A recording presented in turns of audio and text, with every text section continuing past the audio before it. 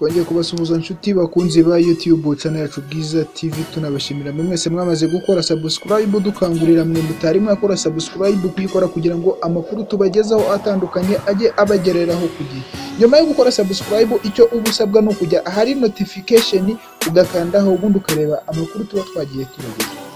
Ubu tugarukanye muri aka kanya ni inkuru idashimishije y'umunyamakuru Muzehe Gakuru, tangaza amakuru bitandukanye birimo Flash FM, aho yakoraga ikiganiro birababaje, ndetse na Radio 1 aho naho yagendaga gukora ibiganiro bitandukanye. Muzehe Gakuru akaba yarakoze accident kuri uyu wa gatanu tariki ya 8 Kamena 2018, ubwo yari ari mu ntara y'Uburasirazuba, ari kuri telefone akaza kugwa mu cyobo kirekire kitari gipfundikiye, atari yamenye ko gihari.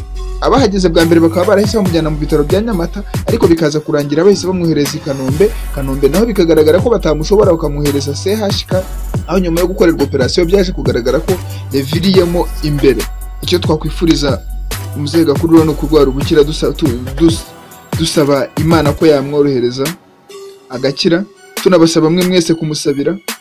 Ubundi icyo usabwa kugira ngo ukurikirane amakuru nk'aya ngaya ndetse n'andi atandukanye kandi ku gihe, no gukora subscribe kuri YouTube channel yacu Bwiza TV, ubundi amakuru atandukanye kazajya akugereraho ku gihe.